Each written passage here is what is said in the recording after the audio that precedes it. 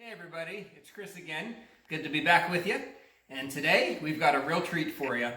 Today we're going to take this Compaq LTE 5380, install MS-DOS 6.22, Windows for Workgroups 3.11, and set up wireless networking. Yes, wireless networking in Windows 3.11.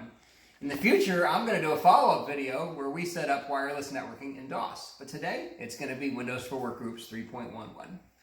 So what I've got here is the Compaq projecting on this monitor so you can actually see what the heck I'm doing here. And we're going to go ahead and boot it up. I've got it paused right now on the BIOS screen. And I've got a floppy here in drive A that's going to help us boot up and set up the partition. Basically, we're starting out with a blank disk on this machine. Though I'll be honest, I've kind of cheated a little bit. I've got 3 partitions on this machine. One which is blank, one which has DOS 6.22, and one which has Windows 95. We're going to be copying files from my existing DOS partition to the new DOS partition, but otherwise, beyond that, I'm not going to cheat too much today. All right, let's get right to it. So, we're going to bring this machine out of pause mode so it'll boot right up.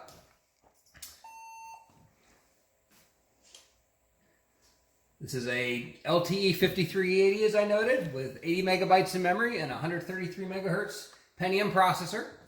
And we've got a 4 gigabyte flash drive installed for storage. So we can see it booting here from the floppy disk, slowly. There we go, starting MS-DOS. I'm going to hold down the Shift key because I actually do have some config items that load as a part of config sys so that we can boot directly to drive A. All right, let's see if we have a drive C. Indeed we do.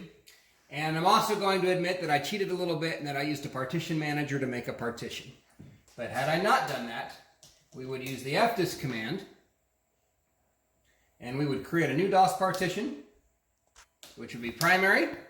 And in this case, it says already exists, but it would give us the option to create that partition and then we would reboot. But we're not going to do that. Now, some people, when they install MS-DOS, they actually use the setup disks. I don't.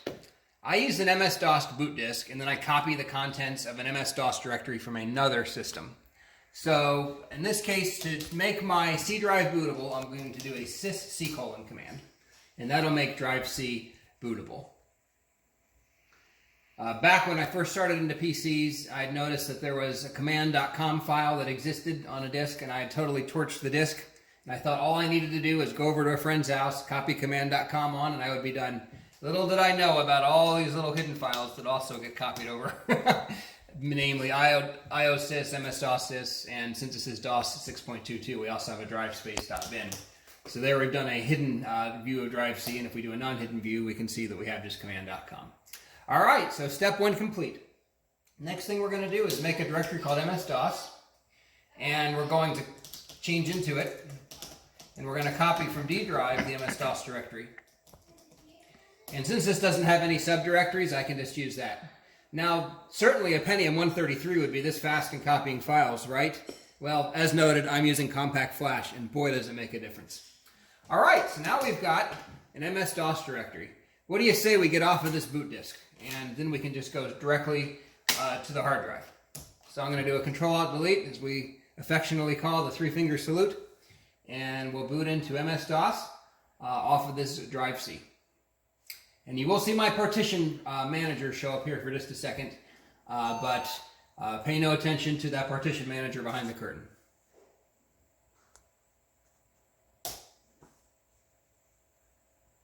All right. Current date is not 1980, but this machine needs a CMOS battery. There we are on drive C. We can do a DIR, and we've got our command com and our MS-DOS. Okay. MS-DOS is now installed. How about we install Windows for Workgroups 3.11? So we're going to go to drive D, and I have an install directory, and in there I've got a 3.11 directory. We're just going to type setup, and that'll get us started here. So we're going to continue with the setup. I'm going to do a custom setup, so I'm going to press C, and hey, what do you know? It's already detected a version of Windows. Isn't Windows 3.11 smart?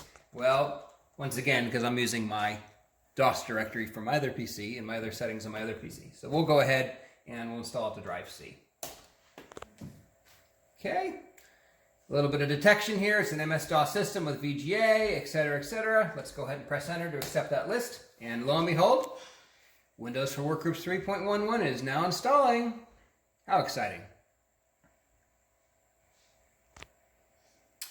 All right, now we've moved into the graphical portion of setup. And we're looking for a network card, and we won't find one, but that's fine.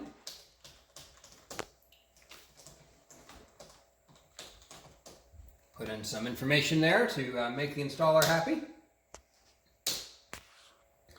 And I never set up Windows components, printers, or I'm sorry, I do set up Windows components. I don't set up printers, and I don't set up applications. Though I do have printers that'll work with the system. All right, I think all the defaults are fine. I think we have enough disk space to install them, so we're just going to hit continue. All right, installation is now going to proceed.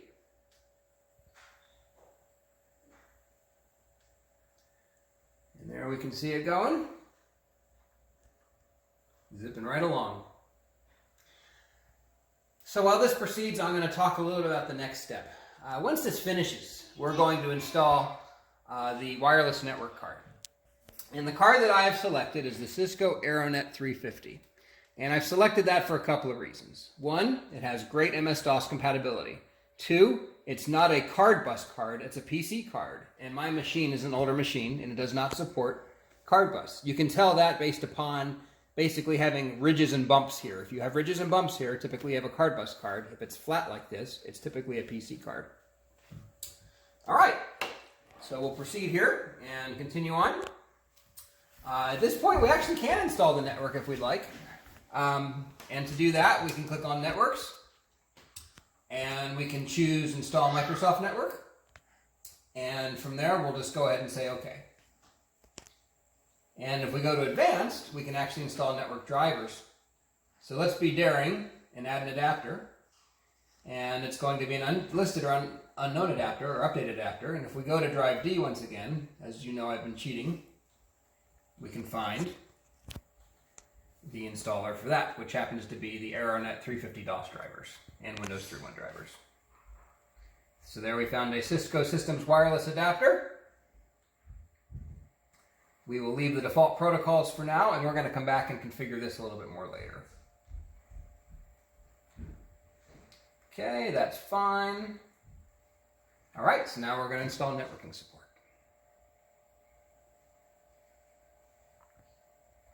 Okay, so we're going to let Windows make all modifications for us to AutoExecBat and config sys. Install all the nice graphics there. I don't think we need a tutorial at this point. We're going to skip that, and now we can go restart the computer. So something else you'll notice is, as a part of this setup and installation, I did not create a config sys or an AutoExecBat file. I just let the Windows 3.11 installer do its thing. So we'll see what it did here as we start up. Now, the first thing I'm going to say is ignore this boot manager that you see. We're just going to pretend that it's not there. It's effectively not doing anything for us. And from there, we'll roll into MS-DOS startup. First thing we can see here is HiMemSys, loading and testing memory. From there, an attempt to do a net start, which fails. Network card drivers failed to load. Well, that would make sense. The network card has not been inserted into the system. So at this point, I'm actually going to follow a script, and I'll actually post this script as a part of the video as well if you'd like to try it for yourself. And this part of the script entails how to set up wireless networking in Windows 3.11 for Workgroups. Step one is you need to buy a wireless card. So this particular card is 802.11b compliant, which is basically 11 megabits per second, lightning fast. But it gets the job done for what we're trying to do. And if we look over here, we can see some specifications about this particular card. Once again, that is a PC card. It does support 2.4 gigahertz wireless as well. Now, let's talk a minute about security protocols and what this card supports. Being the age of this card as it is, it does not support anything more than WEP 64 and 128-bit. Which are older protocols, which can be cracked, which wireless MAC addresses can be spoofed. So step two of my directions is buy a router that supports WEP and hook it into your existing router. And then from there, configure it And my advice to you is going to be only turn it on while you're doing your retro computing, and when you're done, turn it off. I have taken some precautions on my router to lock down things like MAC addresses, but it's very easy to spoof that, so it's a false sense of security. Okay, so let's talk a little bit about the router that I've configured for this purpose. Mine happens to be a TP-Link 450M wireless N router. And in my router settings, I've set a wireless network name of RetroChris. And I've also set some wireless security settings, including a 128-bit WEP key, which we will use to configure the card as well. So with those settings, WEP and the SSID set, and I've also done some MAC filtering, but we won't talk about that today, we should be all set to configure our wireless card on our DOS PC. Okay. So step 1 is buy a card. Step 1A is set up that router. Step 2, take your wireless card and put it into the BOTTOM PCMCIA slot. And the reason for that is that for detection purposes, it's actually easier to have the card in the bottom slot. So there we go. All right. Step 3 is to get drivers for the card. I kind of skipped ahead and cheated. And as folks could see, I had already loaded my Air 350 drivers, which we used when we configured via Windows for Workgroups 3.1.1. Step 4 is to add the card in Windows for Workgroups 3.1.1 using the ndis drivers. And we also cheated and did that during the installation as well. But there's actually a little bit more work that we have to do there, so let's proceed. I'm going to go ahead and launch Windows again. And we're going to configure the SSID for our card. Naturally, it's not detected because it's not set up and configured properly. But if we go into our networking group here,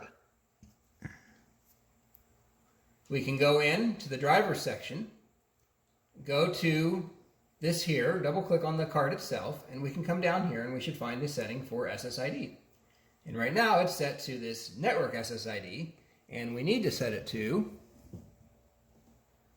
RetroChris. So there we go. All set. Okay.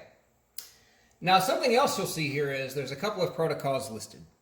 And in a perfect Microsoft world, I think that NetBEUI might have won, along with the, of the time, Novell IPX SPX. However, as we all know, TCP/IP seemed to have won the networking world. So we need to install TCP/IP drivers. So to do that, I'm going to add a protocol. Unlisted or updated, that's right, not an option here. And we're going to go, once again, to drive D, and I should have a TCP/IP directory out there that we can steal these drivers from. This came from the tcp32b.exe, which is available online. I'm going to click OK there. It's going to install our TCP/IP directory, or drivers. And then from there, we can come in here and do some setup to configure it. We're going to use DHCP to get an address. And then from there, we can do OK. DNS will auto-configure. And I'm also going to set it to the default protocol, though to be honest, I don't think that really matters. And now we can click Close, and we can click OK. Our protocol files are going to be modified, and we can restart our computer. All right. However, we're still not done. As you may have noticed, we actually did not set the WEP key anywhere, and we get to do that using some lovely DOS utilities. So we'll do that next. So coming back over here to my wireless security settings, we can see that my WEP key is this series of dead beefs. I think 6.5 of them, to be exact, because our WEP key needs to be 26 hexadecimal characters when we're creating a 128-bit WEP key. So, okay, so now we're going to navigate to the wireless card drivers on drive D, and we're going to first load the packet drivers.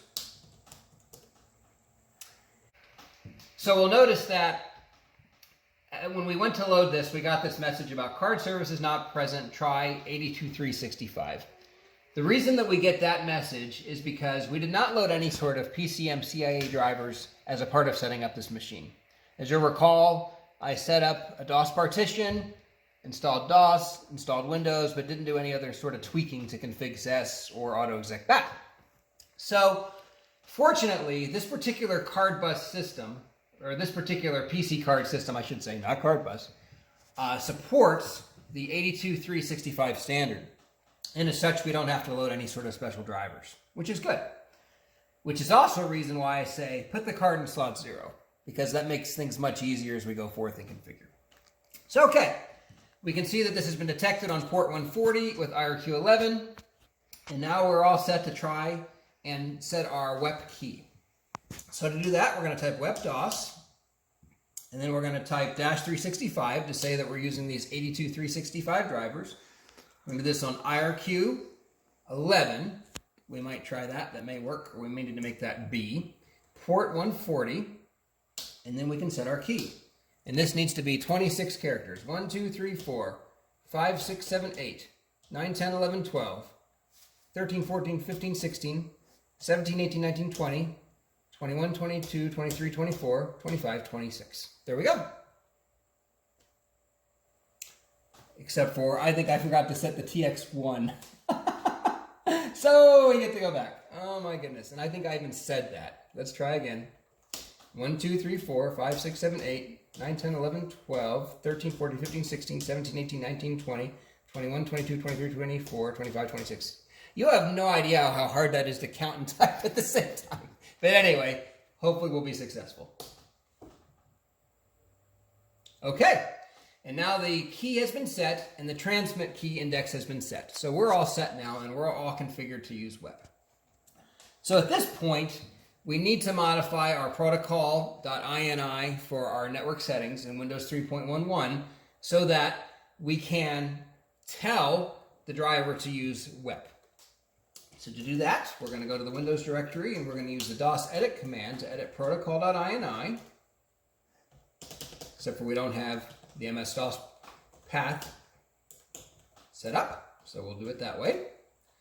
And we're going to, under this CSC ndis card, there it is, we're basically going to add we're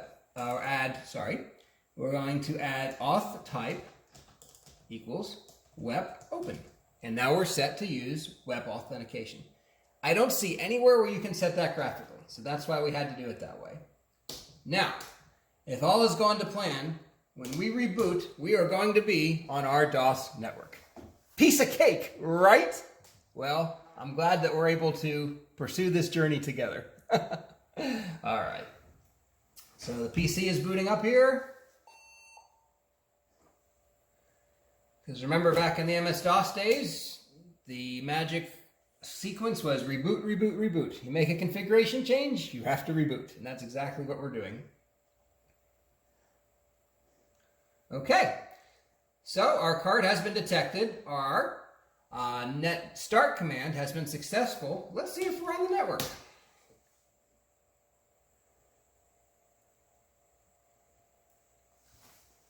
We'll see if we have beginner's luck here. So far, so good.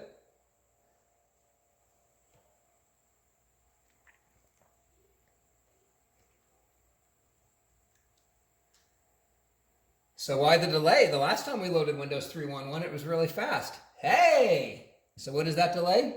Getting a DHCP address. Remember, this is not a multitasking operating system. So we're going to go ahead and press OK there just so we have a default password. I want this to be super secure. All right, now we're all set. Let's pull up an MS-DOS prompt. And let's try to ping a website. How about Linderman.com? And wouldn't you know, we're getting results back. So we are now on the net. Can we share files? If I configured it to, I don't think I did. I did not. Well, let's show how to do that. So if we go here to disk, connect network drive, we will see an option to map a drive. And we could also do this in MS-DOS using the netuse command. More on that in the future. But basically, when I share files amongst my retro machines, I use my Raspberry Pi as the share source. And I do that because of the fact that it does a better job supporting the SMB protocol than, say, a modern version of Windows. So if we go Raspberry Pi, /data, in theory, we should then have that map to Drivey. Let's find out. Lo and behold, we now have Drivey mapped from our network share. Kind of cool, isn't it? So there you have it. Now we're all set.